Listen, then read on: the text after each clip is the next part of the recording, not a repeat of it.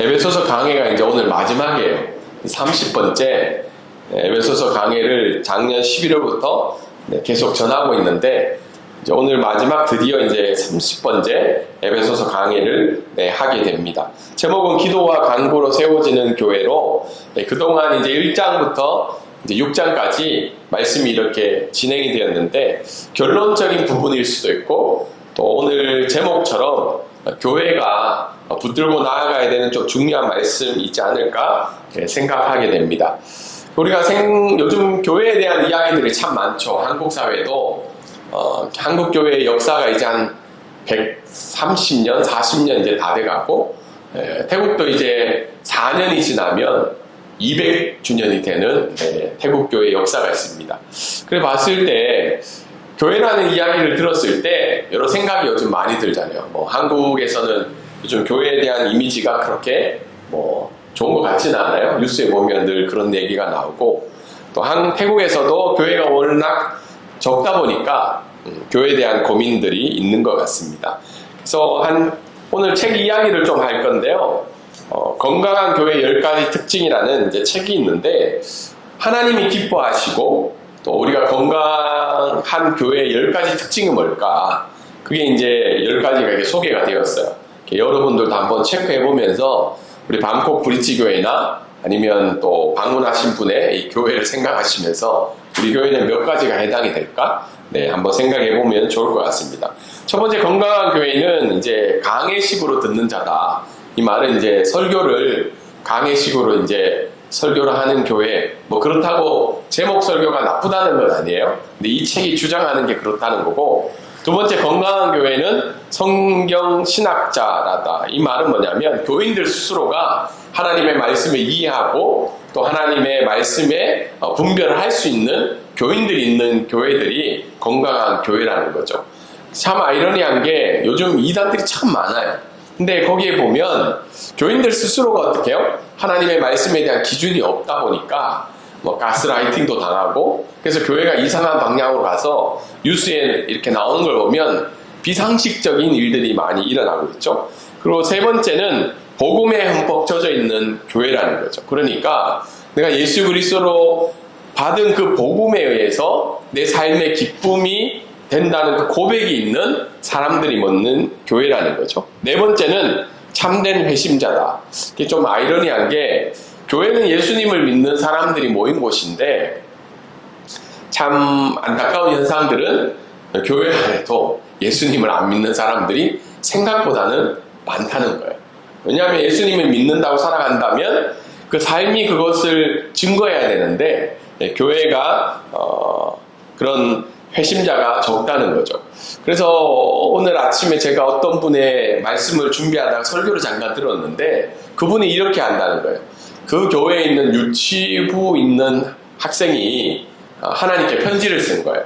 우리 목사님은 하나님 앞에 하나님과 친구로서 가까이 있는 사람이에요? 아니면 우리 목사님은 하나님과 비즈니스 하는 사람이에요? 이렇게 물었다는 거예요. 굉장히 이제 유치부 어린아이 눈에 보이기에도 그게 궁금했던 거죠.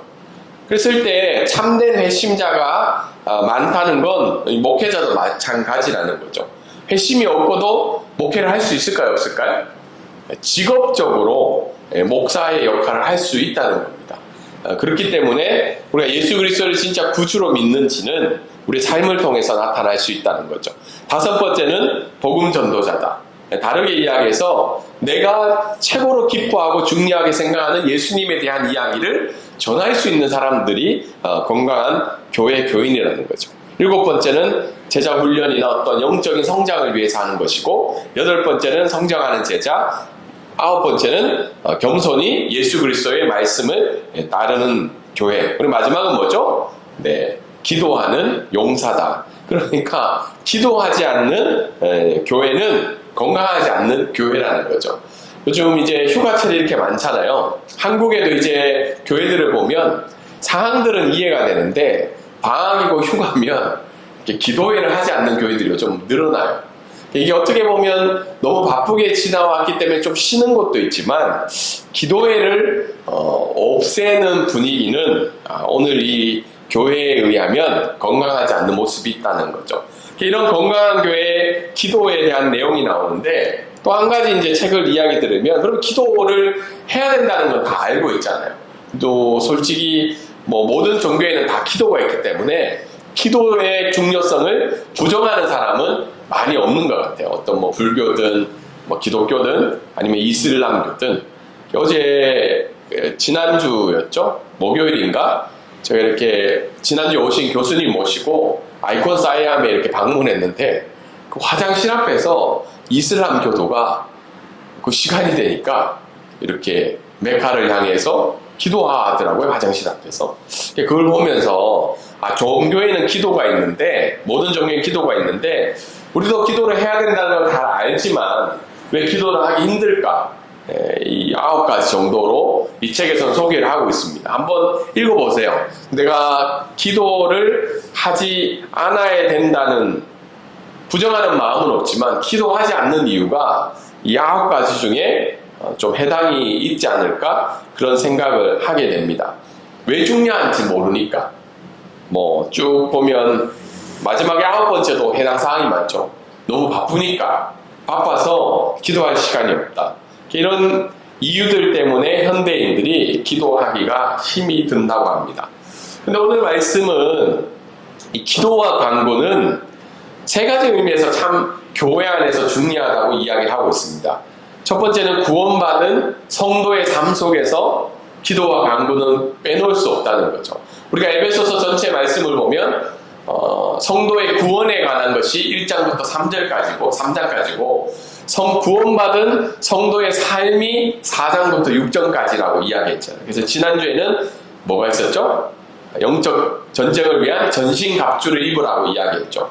전신갑주를 입되 거기에 플러스해서 하는 것이 바로 오늘 읽었던 6장 18절에 기도와 간구를 하라고 사도 바울은 이야기를 하고 있습니다. 왜냐하면 기도하지 않는 사람은 이 마귀의 간궤에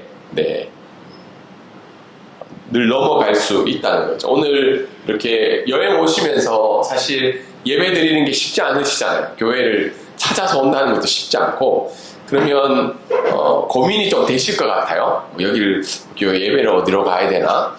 주일도 저희가 마찬가지죠. 어떤 중요한 일이 있거나 그러면 예배 드리는 일에 있어서도 어떻게 해요? 마귀의 관계가 찾아온다는 거죠. 여러 가지 유혹도 생기고 고민거리도 생기고 그럴 때 기도와 간구를 통해서 우리가 그것을 이겨나갈 수 있다고 오늘 성경은 이야기를 하고 있습니다. 그리고 마지막은 전신갑주를 지난주에 6개 정도를 이야기를 드렸는데 그 전신갑주가 어떻게 해요? 잘 굴러가려면 다르게 이야기해서 윤활유 같은 기도와 간구가 필요하다는 거죠. 구원의 투구를 쓰고 믿음의 방패를 가지고 성령의 검을 가지고 있지만 그런 것들이 하나님 앞에서 잘 굴러가려면 기도와 간구가 필요하다고 에베소서 말씀은 이야기를 하고 있습니다. 그래서 오늘 말씀을 통해서 2가지 정도를 이야기를 드리고 싶은데요. 첫 번째는 기도와 간구는 교회의 영적 전쟁을 위해 깨어 기도해야 한다는 겁니다. 그러니까 교회는 영적 전쟁의 중심 부분에 있어요. 왜 그러냐면 왜 이 사회에서 그렇게 교회를 공격할까요? 그리고 교회 다닌 사람들이 왜 그렇게 다투고 분열하고 어려움이 있을까요? 뭐 사회에 보면 우리가 뒤집어서 다르게 생각해 보면 사회 여러 클럽들이 있잖아요. 뭐 이렇게 모임들도 있고 등산에 사실 그런 데 가서 똑같이 돈도 내고 시간도 쓰는데 그렇게 싸우지 않잖아요. 싸우지 않고 뭐 시험 들 일들도 없고 물론 교회가 그런 사교 모임하고 다른 부분이 있지만 왜 교회가 이렇게 어려움 가운데 자주 처할까? 그것은 지난주에 말씀을 드린 것처럼 사단의 관계 중에 이 교회를 향한 공격을 멈추지 않으면 어떻게 해요? 하나님의 복음의 말씀들이 전해지기가 어렵다는 거죠. 그래서 이것은 그냥 개인의 삶의 문제가 아니라 하나님 나라가 교회를 통해서 하나님의 말씀이 전해지기 때문에 사단의 입장에서는 이 교회가 어떻게 해요? 어렵거나 분열이 일어나거나 문제가 생기는 것이 개인을 공격하는 것보다는 훨씬 전략적이라는 거죠. 그래서 오늘 사도 바울은 18절에 보면 모든 기도와 간구를 교회 그리고 모든 성도를 위해서 기도하라고 했는데 세 가지 정도로 이야기하고 있습니다. 기도하기 위해 깨어 있으라는 거죠. 근데 이 말씀을 보면 깨어있기 위해서 기도하는 것은 좀 이해가 돼요. 맞죠? 우리가 영적으로 깨어있기 위해서 기도해야 된다. 근데 사도 바울은 뒤집어서 이야기를 하고 있어요. 깨어있어라. 기도하기 위해서. 근데 우리의 일상의 삶을 한번 뒤돌아보면 여러분 혹시 진지하게 내 영혼을 위해서 기도해 본 적이 언제쯤인 것 같아요? 아니면 내가 지금 가지고 있는 어려움과 상황들에 대해서 뭐 식사할 때는 기도를 하죠. 근데 정말 진지하게 내가 기도하기 위해서는 내가 깨어있지 않으면 기도할 수 없다는 거예요. 다른 말로 그러니까 깨어있다는 말은 그냥 뭐 눈 뜨고 뭐 육신이 깨어있다 이 말이 아니라 나의 지금 영혼의 상태가 하나님 앞에 깨어있지 않으면 우리가 기도로 나아가기가 굉장히 어렵다는 겁니다. 그리고 두 번째는 뭐예요? 항상 힘쓰라고 하죠. 왜 항상 힘쓰라고 그럴까요? 힘을 안 쓰면 할 수 없는 게 기도예요. 사실 우리가 이렇게 예배 드리러 오는 건 이게 반복적이고 훈련이 되면 올 수가 있어요. 근데 기도는 애를 쓰지 않으면 할 수 없는 게 기도라는 거죠. 그리고 이 기도는 뭐라고 이야기하냐면 다른 성도를 위해서도 기도하라는 거죠. 이 부분은 제가 뒤에 가서도 설명하겠지만 기도는 개인의 것이기도 하지만 우리가 세워가는 이 교회 그리고 모든 성도를 위해서 기도해야 되는 것이 오늘 사도 바울이 이야기하고 있는 내용입니다. 그러면서 이제 본인의 이야기를 하고 있어요. 19절부터 20절까지 나를 위해서 좀 기도해달라. 사도 바울을 위해서 기도해달라고 하는데 이 에베소서 말씀이 어디에서 기록이 되었다고 했나요? 감옥에서 기록이 되었다고 하죠. 그러면 우리가 이 얘기 들었을 때 야 사도 바울 자기도 어쩔 수 없다. 자기도 힘드니까 나를 위해서 지금 좀 기도해달라고 이야기하고 있지 않나. 그런데 사도 바울이 에베소 교인들에게 부탁한 기도의 제목이 뭘까요? 그것이 19절에 나와 있습니다. 19절에 보면 성령을 통해서 말씀을 주셔서 복음의 비밀을 담대히 전할 수 있도록 나를 위해서 기도해달라는 거예요. 약간 아이러니하지 않나요? 보통 우리가 사도 바울의 상황이면 어떻게 기도 제목을 얘기해야 돼요? 나를 감옥에서 나올 수 있도록 기도해달라고 하죠. 그런데 사도 바울은 그런 기도 제목을 부탁한 것이 아니라 하나님의 말씀을 내가 받아서 복음의 비밀을 담대히 전할 수 있도록 기도해달라는 거예요. 자기 사명에 맞는 자기 부르심에 맞는 기도의 제목을 전하고 있다는 겁니다. 근데 이 복음의 비밀이 무엇이냐면 단지 그냥 예수 그리스도를 통한 구원을 이야기하는 것이 아니라 우리가 앞에 있던 것처럼 뭐죠? 복음을 통해서 우리는 하나님 앞에 새 사람, 새 인류가 된다고 이야기했죠.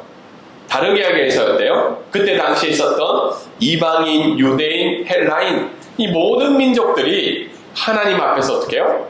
자녀가 된다는 그 놀라운 복음의 비밀을 전하고 있다는 겁니다. 오늘 우리가 이렇게 모여서 예배를 드리고 있죠. 이게 좀 신기하지 않나요? 우리 저희야 가족의 구성원으로 있지만 우리 오건 성도님도 5개월 정도 이렇게 예배를 드리고 있는데 그리고 새로가 아니라 방문하신 분들도 이게 그리스도 안에서 가족이 된다는 게 납득이 되세요? 물론 좀 얼굴을 보니까 좀 가족하기 싫다 내지 또 외모를 보니까 좀 굳이 우리가 가족이 돼야 되냐 그런 생각할 수 있지만 우리가 예수 그리스도의 하나님의 가족이라는 것이 복음의 비밀이라는 거예요. 그러니까 나 혼자만 구원받는 것이 아니라 하나님이 새 인류 가운데 새 가족 가운데 우리를 불러주셨다는 그 복음의 비밀을 내가 전하도록 기도해달라는 거죠. 근데 20절에 보면 사도 바울의 상황을 다시 한 번 더 이야기해요. 자기는 어때요? 쇠사슬에 매인 상황이라는 거죠. 감옥에서 자유롭지 않고 죄인의 신분으로 있지만 뒤에 말이 중요합니다. 그런데 자기의 정체성은 뭐라는 거예요? 사신이라는 거예요. 사신. 에베소서의 다른 말은 뭐죠?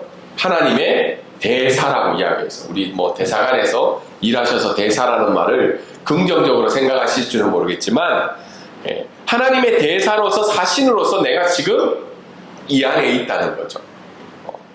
그래서 그 사신으로 파견하신 예수 그리스도의 도우심과 능력으로 복음의 비밀을 전할 수 있도록 기도해 달라는 겁니다. 그래서 오늘 이 첫 번째 말씀을 통해서 우리가 한번 적용해 보면 어떤 분 목사님이 빌 하이베스는 목사님이 책을 이렇게 썼어요. 너무 바빠서 기도합니다. 앞에는 기도할 수 없는 이유가 뭐였나요?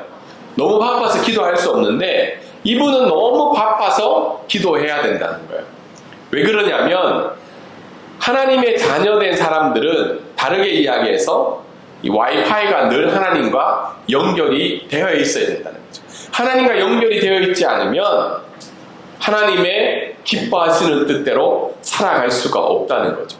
그래서 너무 바빠서 기도해야 되는데 오늘 이분이 설명하는 것이 기도는 굉장히 부자연스러운 거예요. 우리의 삶에서. 그리고 기도는 어때요? 인간의 자율성에 대해서 도전한다고 이야기하고 있죠.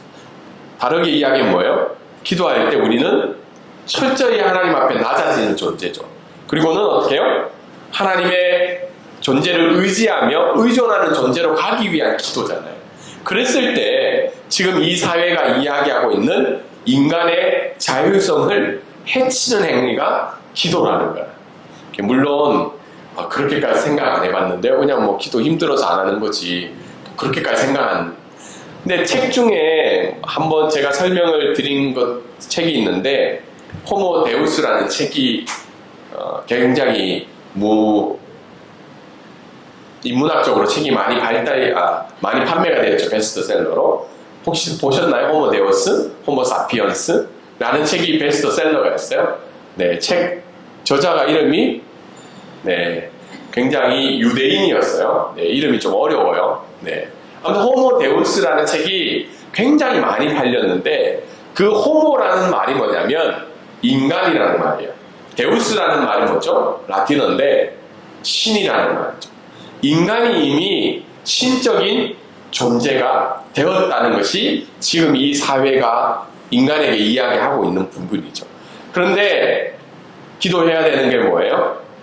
우리는 하나님 앞에 신적인 존재가 아니라 하나님의 도우심과 인도하심이 없으면 살아갈 수 없는 존재라는 걸 고백하는 게 바로 기도와 간구의 모습이라는 거죠. 오늘 이번 주에 우리의 삶을 뒤돌아볼 때 기도와 간구를 하지 않는 이유가 뭘까요? 내 삶을 내 스스로가 살아갈 수 있다는 거죠. 내 삶을 내 스스로 살아갈 수 있다고 생각하니까 기도와 간구를 하지 않는 이유가 우리에게 된다는 겁니다.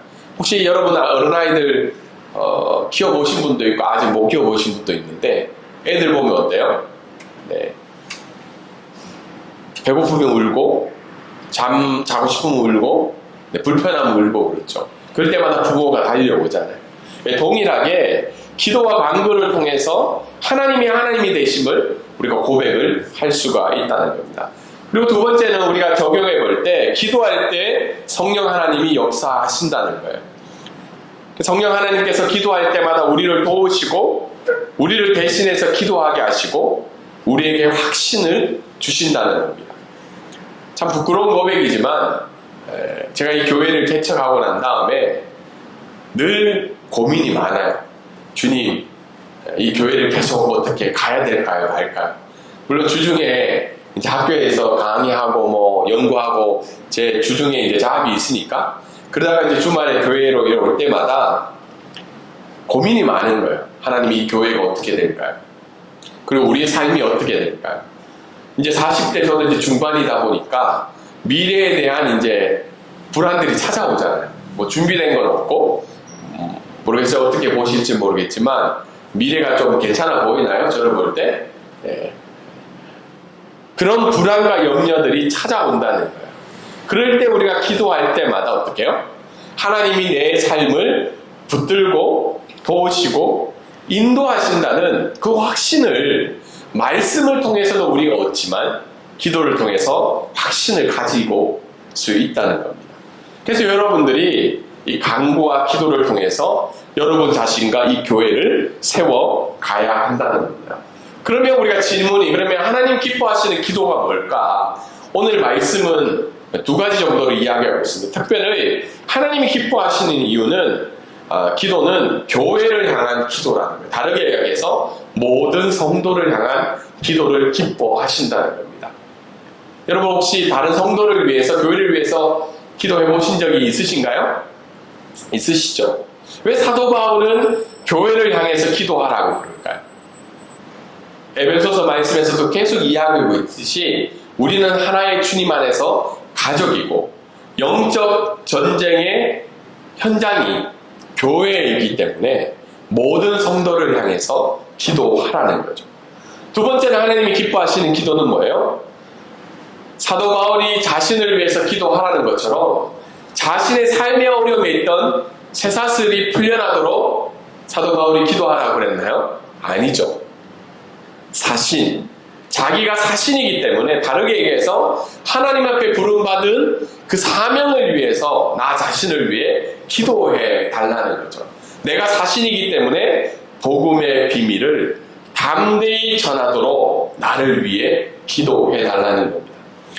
여러분에게 제가 질문이 드리고 싶은 것은 여러분들의 사명과 소명이 뭘까요?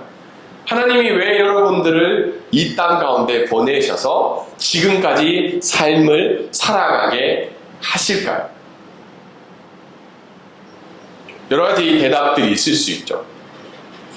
나의 행복을 위해서, 나의 기쁨과 즐거움을 위해서, 나의 미래의 성취를 위해서, 꿈을 이루기 위해서 내 삶을 살아간다고 이야기할 수 있지만, 성경은 구약과 신약을 통해서 우리에게 말씀하는 것이 나는 나를 예배하는 예배자로 불렀고 나의 영광을 위해서 너희의 삶을 불렀다고 이야기를 하고 있는 겁니다. 그것이 우리에게 주신 사명이고 소명이기 때문에 기도하실 때마다 내가 처해 있는 쇠사슬, 물론 그걸 위해서도 기도해야 되겠죠. 삶의 어려움을 위해서도 기도하셔야 되지만 하나님이 나에게 주신 사명에 대해 초점을 맞춰서 우리가 기도하며 나아가야 된다는 겁니다. 방콕 브릿지를 교회를 위해서도 기도하실 때 우리가 물론 공간 없는 것도 필요하고 9개월째 예배 반주자가 없어서 우리 유튜브 반주자를 계속해서 우리가 잘 사용하고 있지만 우리가 그런 어려움과 힘듦 그리고 더 좋은 것들을 위해서 기도하는 것도 중요하지만 방콕 브릿지 교회에 부어주신 그 사명을 위해서 우리가 더 기도해야 된다는 겁니다. 두 번째, 오늘 말씀을 통해서 우리가 알 수 있는 것은 우리 한 목소리를 한번 읽어볼까요? 시작! 우리는 교회를 위해 하나님의 평안과 은혜를 간구해야 한다는 겁니다. 21절과 21절에 보면 신실한 동역자 두기고입니다. 두기고. 아까 전에 뭐라고 읽었죠? 네? 두 물고기요? 그렇지. 성경에도 두 물고기가 나오니까. 두 물고기, 보리떡 5개. 두기고라, 이제 에베소 교회들이 어려움에 처해 있다 보니까 사도 바울은 자신을 대신해서 두기고를 이제 보낸다고 이야기를 하고 있습니다. 성도들의 마음을 위로하기 위해서 그런 말씀을 전하면서 마지막에 이제 23절과 24절에 대미를 이제 이야기를 하고 있죠. 뭐죠? 23절에 보면 사도 바울은 에베소 교인들을 생각하며 또 그 에베소 교인들과 3년 이상 지나면서 그들의 어려움과 아픔의 이야기를 들으면서 무엇을 위해서 기도했냐면 첫 번째는 뭐예요? 하나님께로부터 오는 평안과 평화를 구했다는 거예요. 근데 이 평화는 그냥 우리가 생각하는 지금 한참 파리 올림픽이 진행되고 있죠. 올림픽의 목적이 뭔가요? 세계 평화죠. 어쨌든 세계 각 민족들이 모여서 평화의 장치를 누리는 거죠. 그래서 지금 전쟁도 올림픽 기간에는 좀 멈추자 이런 내용도 나오는데, 근데 평화가 일어나는 것 같지는 않아요. 올림픽을 통해서. 근데 오늘 사도 바울이 에베소 교인들을 향한 평화는 뭐냐면 하나님과 누리는 먼저 평화예요.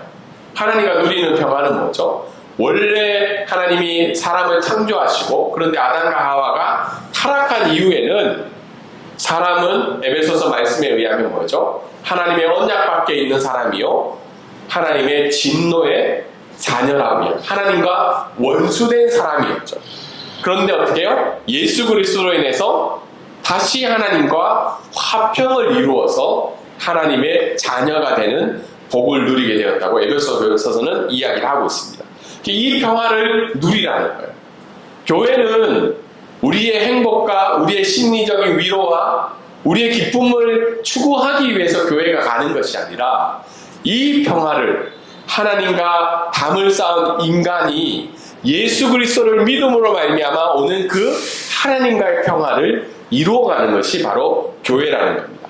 두 번째의 평화는 뭐죠? 성도들이 함께 누리는 평화죠. 한국도 어때요? 지금 정치를 보면 두 당이 서로 어떻게 해서든지 서로 잡아먹으려고 애를 쓰고 있잖아요. 평화가 일어날까 안 일어날까요? 일어날 수가 없어요. 지역적인 갈등도 있고 이제는 젠더의 갈등, 세대 간의 갈등이 있죠. 근데 그것을 해결할 수 있는 방법은 오늘 성경에서 이야기하는 하나님께로부터 오는 그 평화를 통해서 우리가 막힌 담들이 무너지면서 예수 그리스도 안에 새 인류로 갈 수 있다는 겁니다.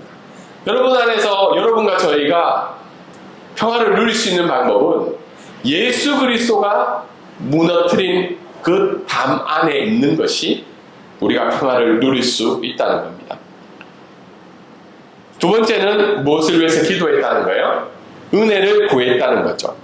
주 예수를 사랑하는 사람들에게 임하는 은혜인데 이 은혜는 어떤 은혜인가요?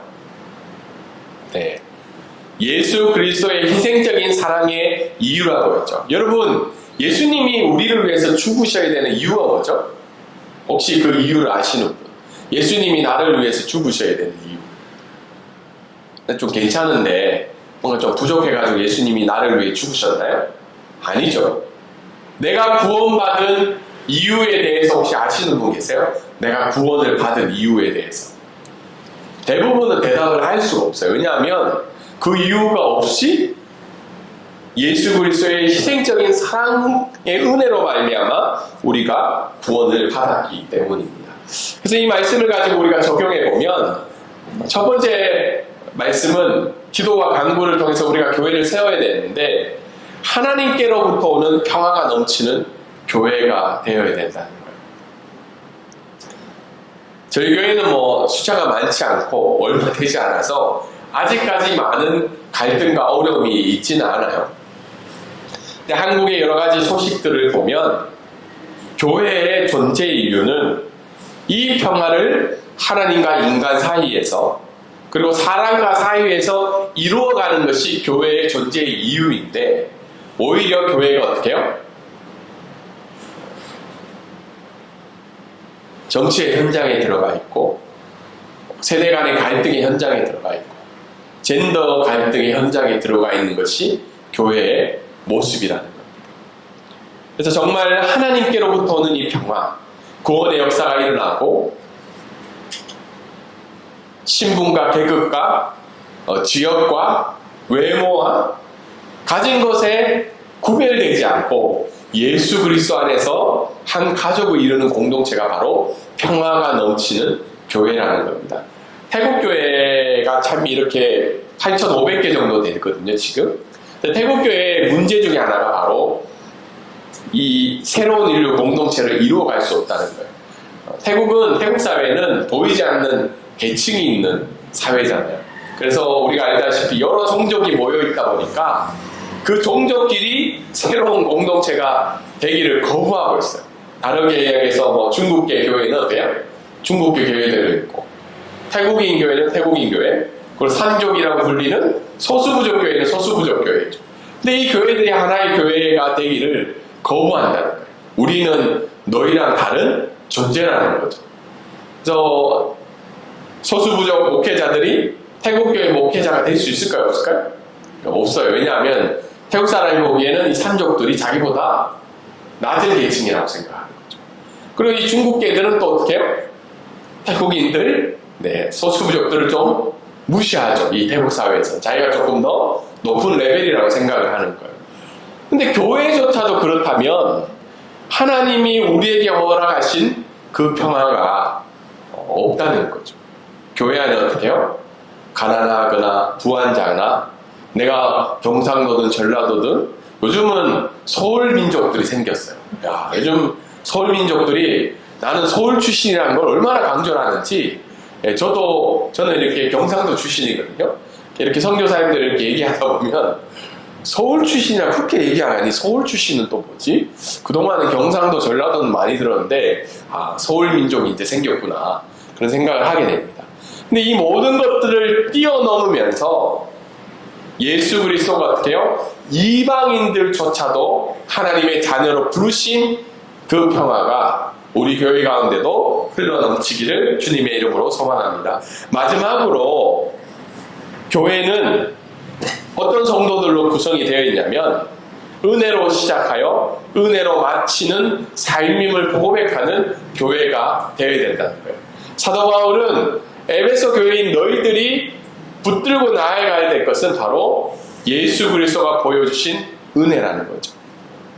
은혜로 시작하는 삶은 뭐예요? 앞에서도 말씀을 드린 것처럼 우리가 무엇인 조건이 되어서 하나님의 자녀가 되었다는 것이 아니라 예수 그리스도의 이유 없는 무조건적인 사랑의 은혜로 말미암아 우리의 삶이 시작이 되었죠. 두 번째는 뭐예요? 은혜로 마치는 삶이죠. 때를 따라 넘는 그 하나님의 은혜로 말미암아 지금까지 우리가 살아가고 있다는 겁니다. 그럼 이 은혜를 받은 사람들은 어떻게 해요? 사도 바울이 에베소 교서를 이야기한 것처럼 4장 5장에 나오죠. 서로 사랑하고 진리를 붙들고 예수 그리스도 안에서 성장하고 용서하고 용납하고 하나가 되어라. 왜 하나가 되고 용서하고 용납하라는 거예요? 너희가 그 은혜를 받은 자이기 때문이죠. 그래서 여러분들도 누군가를 용서하고 누군가를 받아들이기 힘들 때 내가 어떤 존재였는지 내가 하나님으로 받은 것이 무엇인지를 고백하고 기도하며 나아갈 때 그것을 극복할 수 있는 은혜가 우리 가운데 찾아온다는 겁니다. 말씀을 적용하도록 하겠습니다. 각자의 일장 속에서 정말 이제 깨어 있어야 돼요. 정말 사회 속에서 우리가 평가받고 우리의 행복이나 우리의 마음이 좌절일 때는 세상이 정해놓은 기준과 평가에 의해서 우리가 우리 삶이 조명될 때 그런 일들이 일어난다는 겁니다. 관계 속에서도 그럴 때마다 깨어서 하나님 앞에 기도하며 간구하는 저희들의 삶이 되기를 늘 되기를 소망합니다. 왜냐하면 깨어서 기도하지 않으면 지금 우리가 살아가고 있는 그 삶 가운데 하나님의 역사하심을 경험할 수 없다는 겁니다. 두 번째는 방콕 브릿지 교회가 어때요? 하나님이 주시는 그 평화 은혜를 전달하는 교회가 될 수 있도록 그냥 와서 예배드리고 밥 먹고 가는 교회가 아니라 정말 복음을 듣지 못하는 자들에게 하나님의 진노 아래에 있는 자들에게 하나님의 평화를 전하며 또 서로가 하나님이 주신 그 은혜를 서로 나누는 교회가 되기를 소망합니다. 여기에는 없지만 마지막으로는 우리의 기도와 간구의 제목들이 우리에게 처해 있는 환경들, 쇠사슬에만 묶여 있는 것이 아니라 우리에게 주신 그 사명에 따라 우리가 기도하며 나아가는 저와 여러분의 삶이 되기를 주님의 이름으로 소망합니다.